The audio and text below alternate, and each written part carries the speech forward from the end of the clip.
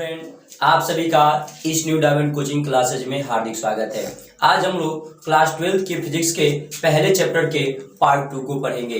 पिछले वीडियो में हम लोग पार्ट 1 में पढ़े थे आवेश और आवेश के अनेक प्रकार। इसमें हम लोग पढ़ेंगे आवेश के गुण, यानी आवेश अपना कौन कौन सा गुण प्रदर्शित करता है, इस वीडियो में हम लोग जानेंगे। चलिए स्टार्ट करते हैं। आवेश का पहला गुण क्या कहता है?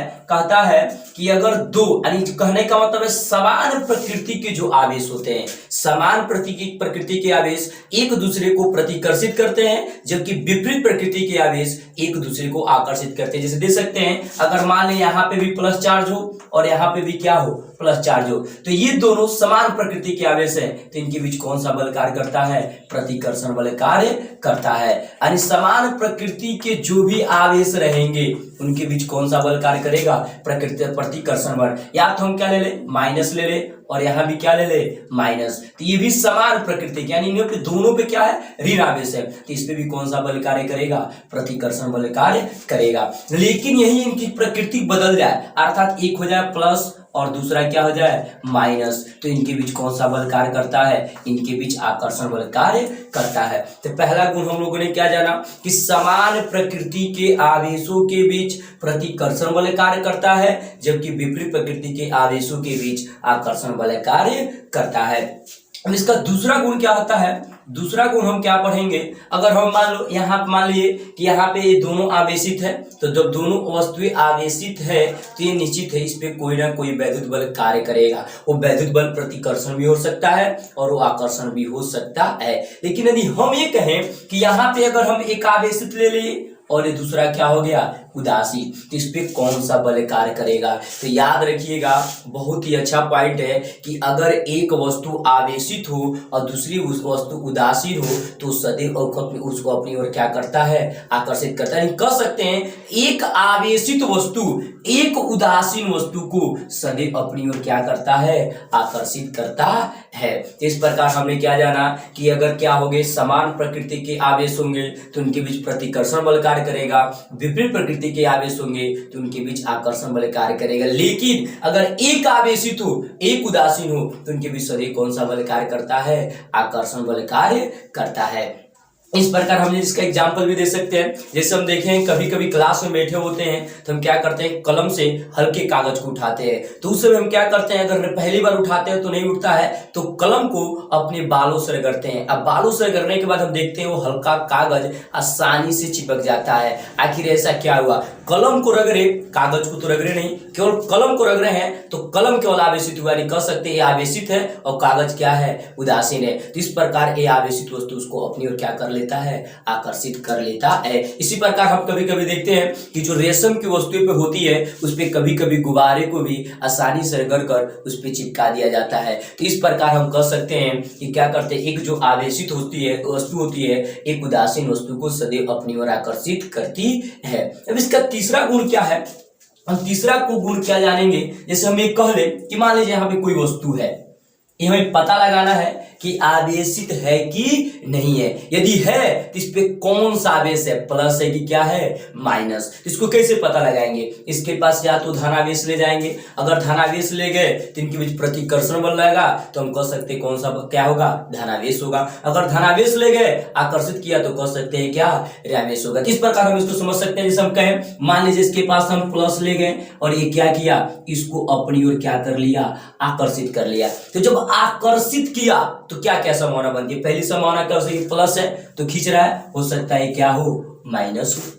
ये भी हो सकता है कि क्या यहाँ पे हम पढ़े हैं, एक आवेशित वस्तु एक उदासीन को सदैव अपनी ओर क्या करता है, आकर्षित करता है। तो ये भी संभावना बन सकती है कि इस पे वस्तु ये क्या हो, उदासीन हो। तो इस प्रकार हम ये एक आकर्षण बल से ये हम निश्चित नहीं कर पा रहे हैं कि उदासीन है कि क्या है, आवेशित है। लेकिन यही अगर हम एक धनावेश को ले जाने पर अगर प्रतिकर्षण बल कार्य करे तो बस एक ही संभावना होगी, वो क्या होगा, प्लस। इसमें ये संभावना नहीं बन सकती है कि ये माइनस होगा, क्या उदासीन होगा। अगर प्रतिकर्षण बल लगेगा तुरंत समझ लेंगे कि वो आवेशित है और उस पे जो आवेश ले गए हैं उसी प्रकृति का आवेश उस वस्तु पर स्थित है। तो हम सब मिला के हम क्या कहना चाहते हैं कि कभी भी अगर आवेश का परीक्षण का मतलब हम कह सकते हैं आवेश की जांच, जो आवेश का जो सही परीक्षण होता है वो प्रतिकर्षण बल होता है, न कि क्या होता है, आकर्षण बल होता है। यानी हम क्या कहना चाहते हैं, अगर किसी भी आवेश की जांच करना हो तो उसके लिए प्रतिकर्षण बल से निष्कर्ष निकालेंगे,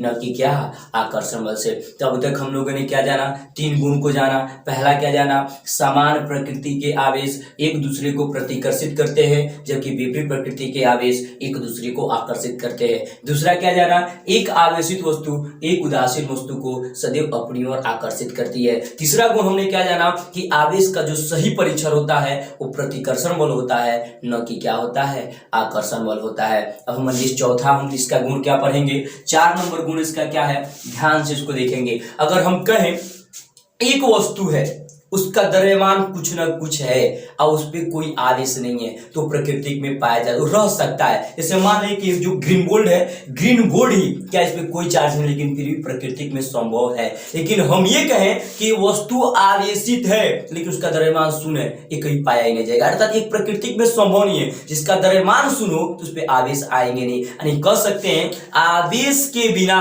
द्रव्यमान संभव है, लेकिन द्रव्यमान के बिना आवेश कभी संभव नहीं है। तो चौथा हम लोगों ने गुण क्या पढ़ा, आवेश के बिना द्रव्यमान संभव है, लेकिन द्रव्यमान के बिना आवेश संभव नहीं है। तो इस प्रकार हम लोगों ने क्या पढ़ा, 4 गुण पढ़े।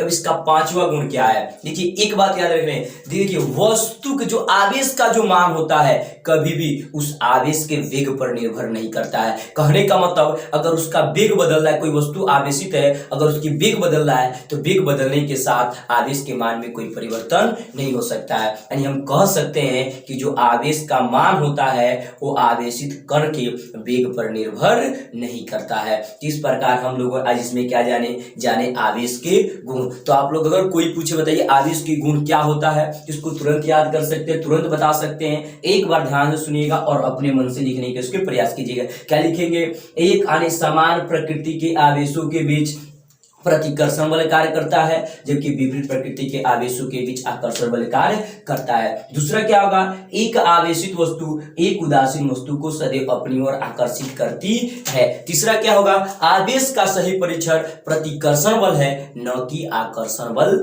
है। चौथा क्या होगा, आवेश के बिना द्रव्यमान संभव है, लेकिन द्रव्यमान के बिना आवेश संभव नहीं है। इसका 5वां गुण क्या है, आवेश का जो मान है आवेशित कण के वेग पर कभी निर्भर नहीं करता है। इस प्रकार आवेश के